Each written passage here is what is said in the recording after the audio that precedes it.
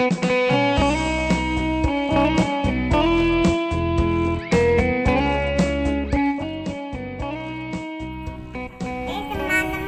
belajar sama Bu Guru yuk.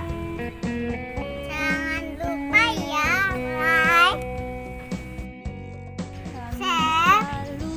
share, subscribe.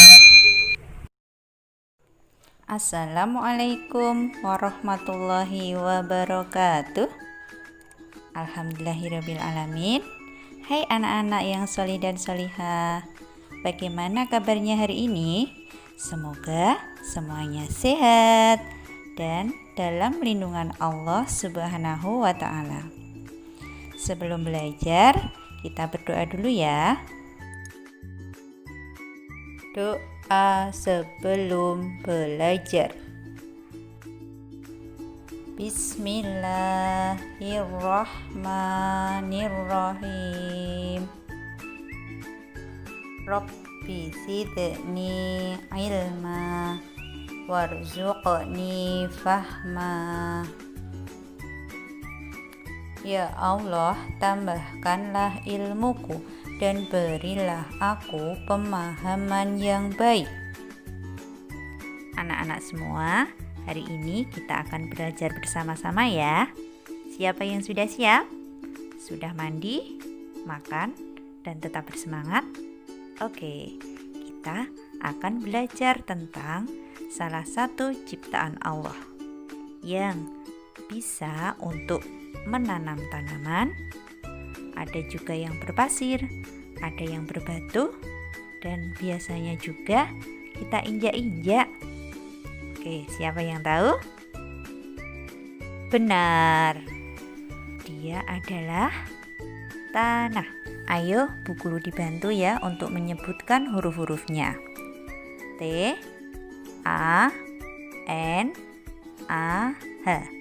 Tanah. Terima kasih anak-anak solih dan solihah.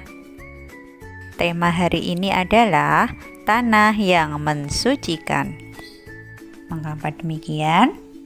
Dulu orang-orang menganggap bahwa tanah itu kotor karena banyak diinjak-injak. Bahkan para peneliti sempat mengira bahwa tanah di kuburan itu banyak mengandung kuman. Kuman yang berasal dari bangkai mayat yang dikuburkan. Tetapi ternyata hasil penelitiannya tidak ditemukan bahwa dalam tanah kuburan itu ada kuman.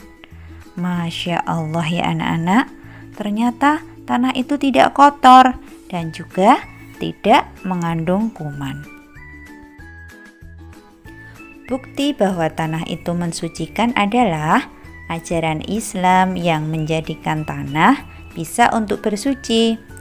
Dari potongan hadis Rasulullah Shallallahu Alaihi Wasallam yang artinya, aku diberi 5 hal yang tidak pernah diberikan kepada seorang pun nabi sebelumku. Dijadikan untukku bumi atau tanah sebagai masjid dan untuk bersuci. Hadis riwayat Bukhari dan Muslim.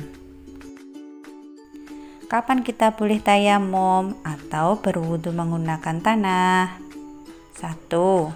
Ketika kita tidak menemukan air. Yang kedua, ketika kita sedang sakit. Yang ketiga, ketika bepergian jauh dan sulit untuk mendapatkan air. Misalnya naik pesawat atau kereta api jarak jauh. Apakah semua tanah boleh untuk berwudu? Ternyata tanah yang boleh untuk berwudu atau tayamum adalah tanah yang kering, bukan tanah yang basah. Jadi, kalau tanah liat, tanah yang di sawah, tanah berlumpur, atau tanah yang ada airnya tidak bisa digunakan untuk tayamum.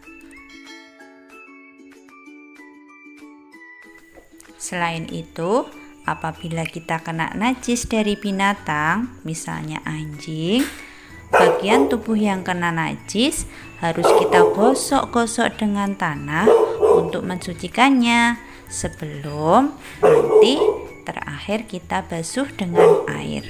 atau kita sucikan dengan air.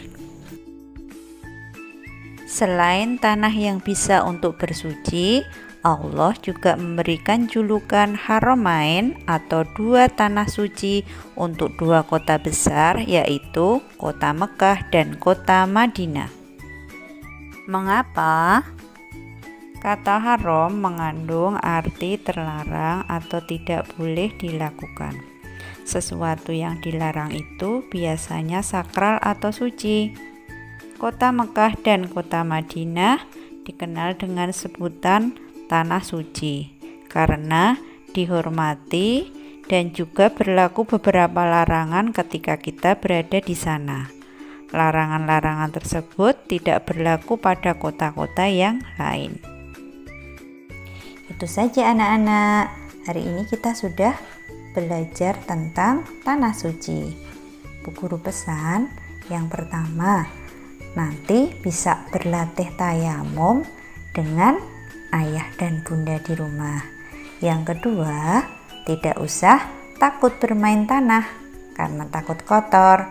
Yang terpenting setelah bermain terus cuci tangan, cuci kaki, memakai sabun sampai bersih. Itu saja ya Soli dan Solihah. Kita tutup dulu dengan membaca doa penutup majelis. Subhanakallahumma wa bihamdika asyhadu an la ilaha illa anta astaghfiruka wa atubu ilaik. Alhamdulillahi rabbil alamin. Assalamualaikum warahmatullahi wabarakatuh. See you. Thank you. Goodbye.